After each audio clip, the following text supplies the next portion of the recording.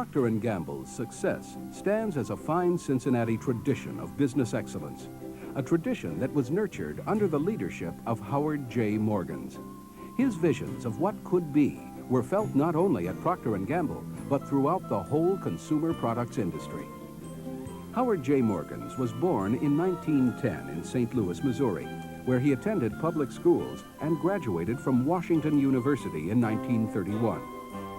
While in college, Morgens aspired to be a writer, but soon realized that his talents could best be used in business.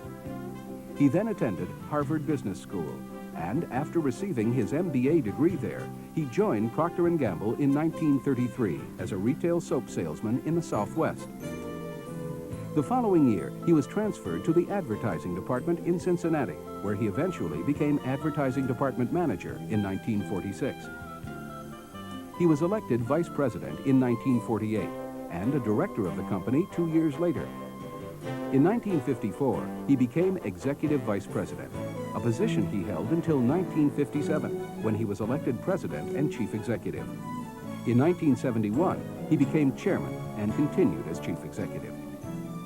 Under Morgens' leadership, P&G established itself in a number of new businesses, including paper products and disposable diapers, coffee and food products such as Duncan Hines, various new toiletry items, as well as household cleaning products.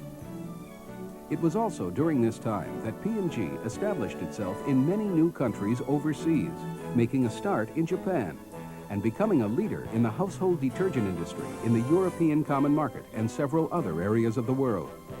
In this way, Procter & Gamble developed from what had often been described as essentially a domestic soap and shortening company into a worldwide business with broadly diversified products. Howard Morgens had a tremendous organizational talent with an ability to see how all of the pieces could fit together. He established a new organizational structure for the company in which soaps and detergents, food, paper, and toiletry products were operated largely as separate businesses. Business journals at the time often referred to him as the chief architect of the modern Procter & Gamble company. And he knew a lot about advertising. At P&G, that also meant knowing a lot about radio and soap operas and entertainment. He was deeply involved in the development of P&G's daytime radio serial format. And in the late 1940s, when commercial television was just taking off, he was P&G's vice president of advertising. He accurately foresaw the potential of television to get information and entertainment across to the public. Then he acted on that vision to lead P&G into using the new medium to a greater extent than any other company at the time. In fact, in the mid-50s, P&G was turning out more film footage than any Hollywood studio. Mr. Morgens used this new medium to dramatically increase consumers' awareness of P&G brands. The fact is that when Morgens first became chief executive in 1957, P&G sales were a record $1.2 billion. However, during the 17 years of his tenure, sales increased every year to almost $5 billion. This was a period when inflation was a relatively minor factor. Due to his success, Morgens has served at one time or another on the board of directors of many major corporations. He is one of the founders of the Business Roundtable, and he was actively involved in many other national organizations as well. We doubt that Mr. Morgens had any idea back in 1966, when he bought several shares of J.A. Company stock, that he would later be inducted into Junior Achievement's National Hall of Fame, or that he would be elected to the Advertising Hall of Fame.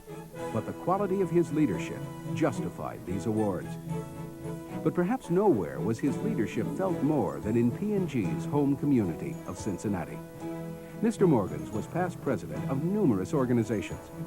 Among his many other activities, he has been a trustee of the Cincinnati Art Museum, the Natural History Museum, the Cincinnati Children's Hospital, and the Children's Home.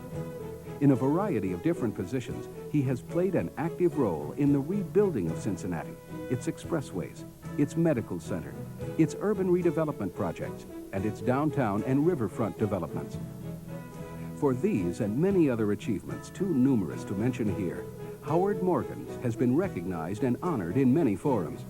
However, the best judge of success is usually time. To that end, Mr. Morgens is a true leader.